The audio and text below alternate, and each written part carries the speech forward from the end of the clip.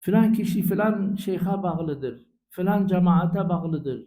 Bunlar hepsi böyle enayi, bunlar hepsi nefsani şeylerdir. Kim kime bağlı olursa bizi ne ilgilendirir? İnne turuka ilallahi teala bi'adedi enfasil halaik.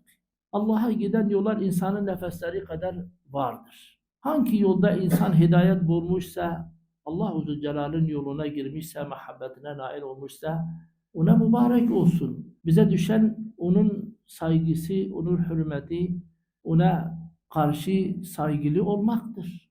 Filan şeyhe gitmeyin, filan da sufilere gitmeyin. Bunlar hepsi Resulullah'ın ahlakına muhaliftir.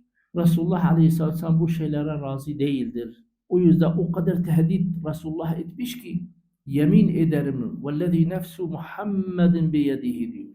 Muhammed'in nefsi yedi kudretinde olan Allah'a yemin ederim. La tedhulul cennete hatta tu'minu ve la tu'minu hatta tehabu. Bu çok önemli bir hadistir. Allah Resulü yemin ediyor. Siz mümin olmadan cennete giremezsiniz. Herkes bunu biliyor. Ama ve la tu'minu hatta tehabu. Siz birbirinizi sevmediğiniz müddetçe, sevgiyle, muhabbetle birbirinizi kucaklamadığınız müddetçe mümin olamazsınız. Ya düşünün bak, bu Resulullah'ın Aleyhisselatü Vesselam hadisidir. Resulullah yemin ediyor.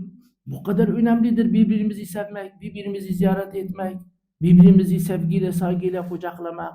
Buna Resulullah'ın emrine muhalefet edip, yok bu filan meşrebe bağlıdır, bu filan şeyhe bağlıdır, bu filan tarikattedir. Bu sadece nefsanidir. Sadece Resulullah'ın sünnetinden mahrumiyettir. Resulullah'ın sünneti bilmemektir. Onun için sakın bunu yapmayalım.